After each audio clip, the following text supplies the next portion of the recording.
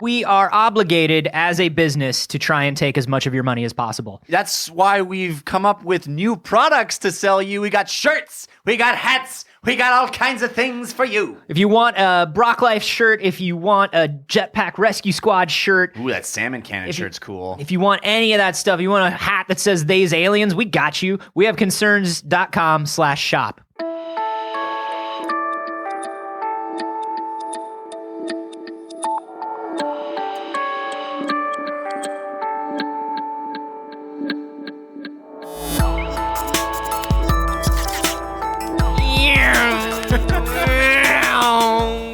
Concerns. Hi, Jeff Canada. Hi, Anthony Carboni. Hello, concerned citizens. Hey, there is a team of researchers led by a fellow named Axel Visel at Lawrence Berkeley National Laboratory that are turning mice into snakes. I'm sorry, you mean there's a dark wizard? You mean there's a vizier hanging out at that university? Turning mice into snakes. Yeah. He cracks down his staff, and all of the mice in the university turn into snakes. Give me the 5 W's on this one, buddy. All right, okay. So the first thing you need to know is that there's a gene called the Sonic Hedgehog gene. Yeah. I remember this. Not Sonic the Hedgehog. No. Because scientists weren't really clear about what it was supposed to be called. He got it from his 6-year-old daughter who had a comic book, and he went, okay. So there's a bunch of genes called hedgehogs, and they're called that because they're spiky looking. Mm-hmm. And they named one Sonic Hedgehog because the guy who discovered it has a 6-year-old daughter who was into Sonic the Hedgehog. Mm-hmm. And because he's a scientist, he was like, I feel like the is superfluous. Yeah, let's streamline this. We don't need that. We can streamline this. We can make it better. Right. Sonic Hedgehog. So Sonic Hedgehog is the gene that determines limb growth. Oh. And evidently there is this sequence of enhancers. They're not genes, but they're enhancers. One is called the ZRS. This is the enhancer that affects Sonic Hedgehog. It's like a small Japanese coupe, and you put a big spoiler on it. Yes, the ZRX. Yeah. You want to have those thin wheels on that thing, but big rims. Yeah. Yeah. The hatchback is surprisingly popular in the racing community. I wouldn't have guessed it myself, but it's true. Anyway, ZRS, like I said, it isn't a gene itself. It's an enhancer of genes, and it affects the Sonic Hedgehog gene. And what these guys are doing at the Lawrence Berkeley National Laboratory is they're modeling ZR. They're using the CRISPR. They're using ZRS to remove limbs from mice. Basically, what they're doing is they're modeling ZRS. Why? From other animals onto mice. Uh-huh. So what they did was they tried doing it with a whole bunch of animals. They tried it with chickens and humans, and they tried it with platypus. No, they're doing science. It's got to be mice. Well, no, the other animals onto the mice. Oh. Yeah, so they modeled the ZRS from a bunch of animals onto the mice. Okay. It didn't really change anything. So they're like, well, this is weird. Why isn't it changing anything? And then they decided to start with snakes. So they took the model of the ZRS on a snake, put it on the mice, and guess what? Mice started not having limbs anymore. Now, when you say this, here's what I'm picturing. I'm picturing like a little drop on the back of a mouse and no more legs. Not exactly. Well, then what is it? They grow the mice. They grow the mice from scratch. Using this new form of their DNA. Are you sure it's not just like a little? Yeah. Yeah. It's like bing. Yeah, and then it's like each limb just the mouse is falls like off. The mouse is running, and they fire a squirt gun of it at the mouse. Yeah. And it's like in the air, and it's like, and then it just skids. It just slides. Yeah. You got me. Oh. You got me. I thought I could get away. I was gonna get away, but you put it in a water gun now. No. So what they did was carefully don't get that on your fingers, Bob. They tried a whole variety of snakes. Mm-hmm. The cobra version didn't develop legs at all. Just a sad little mouse with no legs. Venomous mouse. Just an evil hiss at ya. Yeah, but like a mesmerizing. Like if you play a flute in front of that mouse, he will never stop looking at you. He just loves it. Eats a mongoose. It's crazy. If you've ever seen a mouse eat a mongoose, it's Many horrifying. times larger than itself. It's crazy. So no legs at all with the cobra version. Python version, Mm-hmm. little stub legs. Not full limbs, but little stubs. So what they're saying is this implies that the ZRS and the Python still kind of works a little bit, but the cobra one doesn't. And what they're finding out is they're basically... People love corgi-looking mice well, as pets. sadly. They call Little them, stubby mice. Yeah, they call them pug mice. Well, but yeah, teacup mice. All mice are teacup mice, so it's kind of a confusing name. Yeah. But it's called a Welsh mouse. And it's got big ears and just little tiny nubs for legs. You'd think they would go with titmouse, but that was already taken. Why would they go with titmouse? Because they have little nubs. Gotcha. Coming out. So what they're actually able to determine is that there is this very clearly defined evolutionary ladder of how snakes slowly lost their limbs or slowly gained their limbs if you're looking at it in reverse, right? So you can map out based on how much this ZRS affects the snake, how much limb or not limb it had along the evolutionary ladder. Why? Well, wait. I mean, because so you can tell how many limbs what sort of limbs it had. Sort of. I mean, not really, right? Because what It says pythons. The pythons had tiny little nubs. Well, they are some of the earliest Caterpythons, caterpythons. millipythons. Yeah. And they were just like. If you've ever seen a python, That would be so much more terrifying than a regular ass snake. yeah, one with little nubs that Little nubs at like you. 1,000 little nubs, just kind of nubbing Yeah. around at you, just Little nub snakes. that is some horror movie nonsense. That is. That is some terrifying stuff. Because I don't have a fear of snakes. We have a fear of nubs. I have a fear of any animal that where it has enough limbs that the limbs look like they're undulating. Oh, you don't like the undulation? I don't like the undulation. I'm more creeped out, I think, by a millipede than I am by a venomous snake. So spider doesn't have enough legs to get to a Does not have enough undulation. legs. It's just this wave. This when you watch a millipede walk and it has the shiny wave So of legs. what creeps And you out is choreography. It's not choreography. It's just it looks unnatural because you can't make out the motion of individual legs. You can't see how it's moving. It's just this slow wave towards you. I get you. I don't like it. And then when you add that to a python, Yeah. that's terrifying. And it's not even legs, it's just little nubbins. Because a python is a constrictor, and then it's constricting you, and its undulating little tiny legs are touching you on the neck and stuff, and it's ugh, you can feel it. That's rough. That's nightmarish. That is nightmarish. So they think these snakes had what, nubbins? So basically they're saying that pythons and boas belong to some of the earliest groups of snakes, and they have little remnants of legs, like little spurs on their undersides. They actually have these little spurs, and each spur that's on their undercarriage has a mini thigh bone on it and a little claw.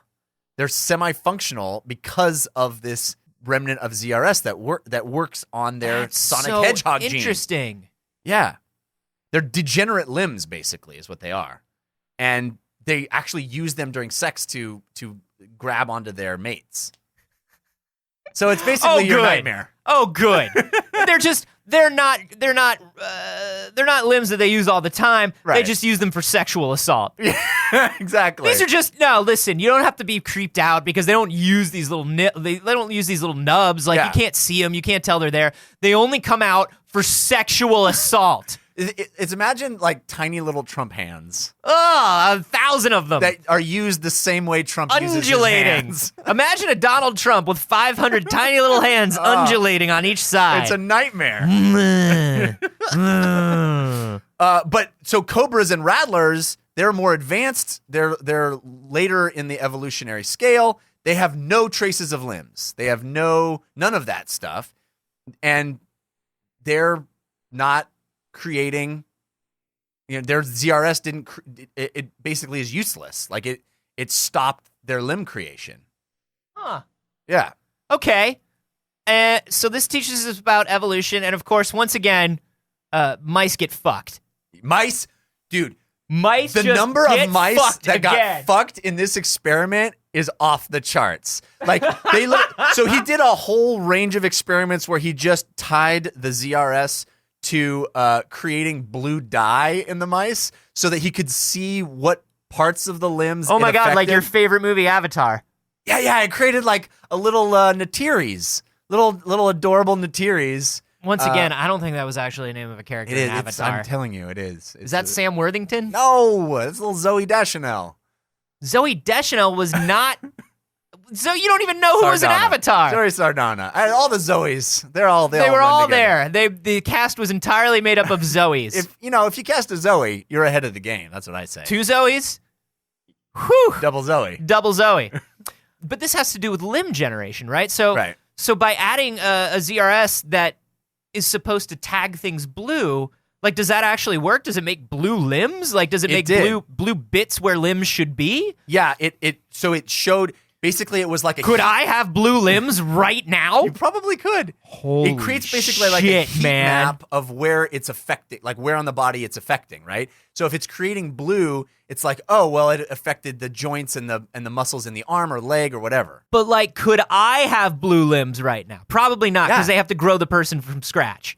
Right. That's a good point. You can't just inject it into you. Oh God, I can't wait for the day that we can just inject it into us. You want for all your Avatar cosplay that you want to do? No. Yeah, you want to be a little. But blue is rad.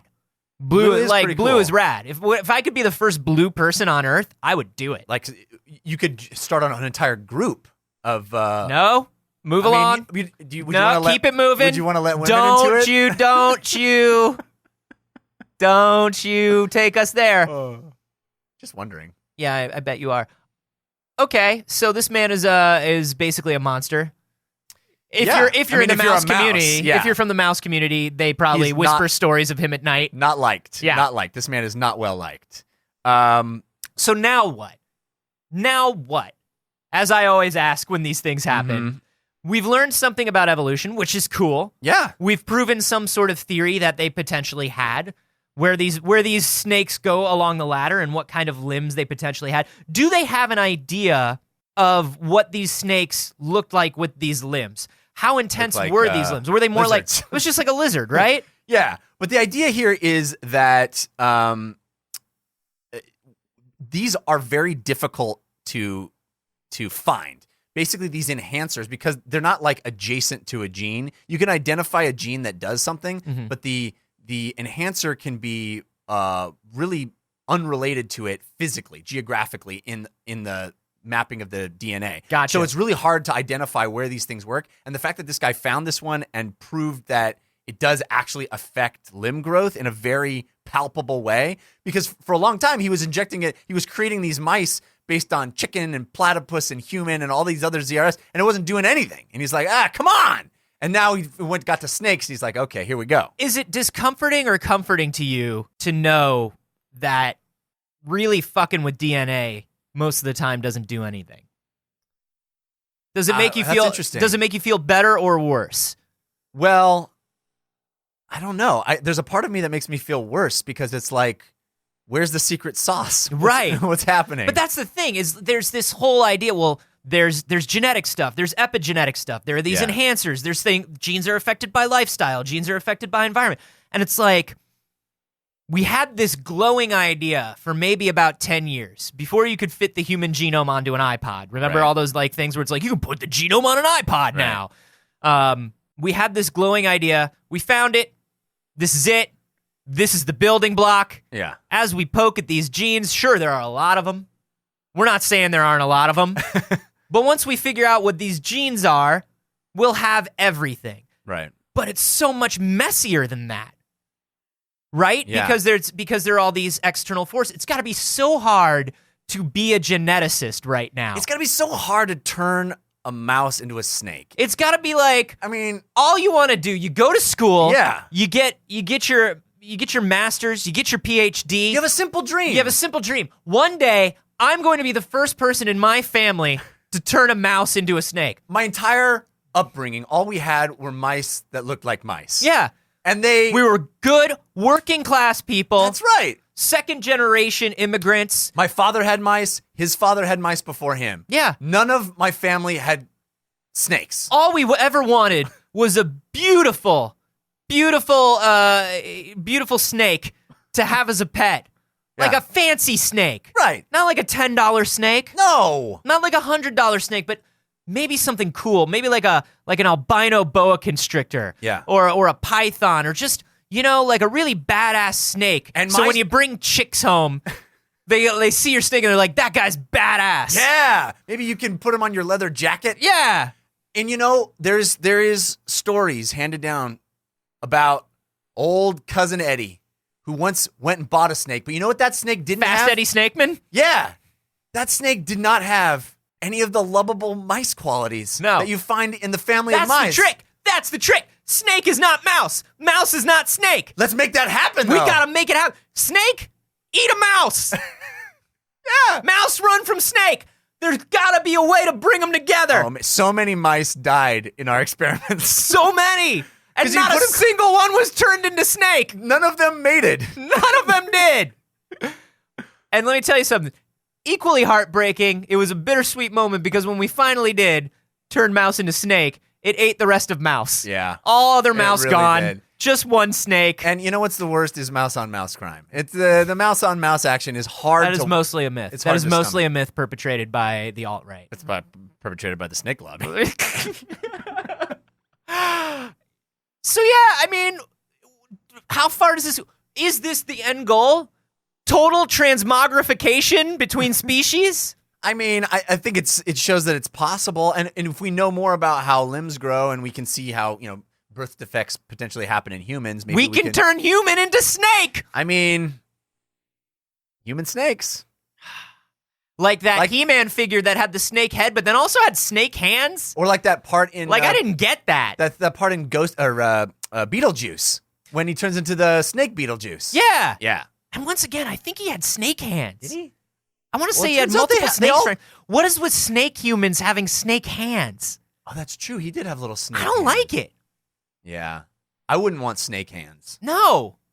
I feel like I would scratch myself a lot with my little snake hand fangs. But would you want to lose limbs entirely? No. I like my limbs. It's tough. It's tough to become snakes, you guys. And I'm glad this guy is working on it. That's what I'm glad about. Simple dream. I would like venomous fangs. You would? Sure. Just to have? Just to have? Have them in reserve. I feel like you could never try somebody else's meal. Keep them in the back pocket. You could never. Sure never you can. Take a bite. I always loved taking a bite of somebody's. Oh, okay. So you're telling me snakes never make out? With other snakes? Yeah, they're just. But Oh, they all have venom. They open mouth. They open mouth make out all the time. They can't snakes. make out with non-venomous creatures. Sure, they can. How could they? The venom gets You in don't. there. You don't. Oh, you don't iron? You don't. Well, I don't know how you make out, Anthony, but I mean, but I think they have control over it. You think that you can excrete the It's a venom or defense- not? yeah, it's not it's- just constantly coming out. It's a defense mechanism that they can All right. activate or not activate. I think you really got to bite down. I think. That's what requires a lot of trust then for me to let you have a bite of my sandwich. Because now I know it's your decision. But imagine this: I would be the best spy because I could be the royal food taster, and nobody would see it coming. Right? That's true. I don't know. The food taster was fine. What happened? Why did we hire that food taster with those enormous incisors? Hey guys, I just want you to know I feel real bad about what happened to the chancellor. I think by definition you lose your job, Hal. Oh, that's a bummer. All I ever wanted was to be a food taster. Anyway, I'm gonna go. It's been great working with you guys. I had no ulterior motive. Oh, bit my tongue. Bit my tongue. I was a spy all along. What part of snake would you want? I mean, there aren't very many parts. I know. That's the beauty of a snake. I think long, slithery tongue's fun, I guess. Stomach muscles that allow me to move along the ground. Oh, that's cool. No. That would be like fast moving while you're laying. Yeah, you lift up, you lay on the ground and you lift up your arms and legs like you're about to do the worm or something. That's awesome. And then you literally do the worm. Because one of my favorite things is just staying prone. Yeah. Just spending most of my life Gotta stay prone. on It's my a stomach. tactical advantage. Yeah. Low visibility. You just and then be able Stay to move, prone. move like that. That's good stuff. What about eating something? If you that could is- dual wield while prone, I mean, that's good. the dream. That is that's really- the dream. That is the dream. I don't know. How about you guys? Would you want any part of snake? I like the idea of eating something 3 times my size. Sure, unhinging your jaw. Yeah. Eating one of them Shaggy Scooby sandwiches. Yeah. How about you guys? Let us know. We're on Twitter. That's a good place to share it with us. I'm at A. Carboni. I'm at Jeff Canada. And you can hashtag those Royal Food Taster. Took a curve there. And also, guys, I don't know if you knew, but last week we sent out secret mail. What? Secret mail to everybody who supports us at the $25 a month and above level. We've got some cool stuff. This month was just the beginning of secret mail. Oh, my God. This month was just me figuring out turnaround times on specific physical objects and figuring out, like, the logistics of mailing. This month was just learning about the secrets of secret mail. Starting next month, secret mail goes way over the top. Oh, man. I think you're setting the bar kind of high there, Anthony. I am. I don't know. Because secret mail. So if you want secret mail, which also, the secret mail level also comes with monthly hangouts, it comes with early episodes, it comes with live streams All of our the shit. recordings. It's all the shit, you guys. Yeah. It's all the shit. Plus a place on the roster of most concerned individuals on our site. That's Coveted. wehaveconcerns.com/roster. If you want to find out how to support us and get all of that wonderful stuff, wehaveconcerns.com I guess you could go to wehaveconcerns.com/Patreon, but you should probably just go to patreon.com/wehaveconcerns. Yeah, you know. I think both work. I think I thought ahead.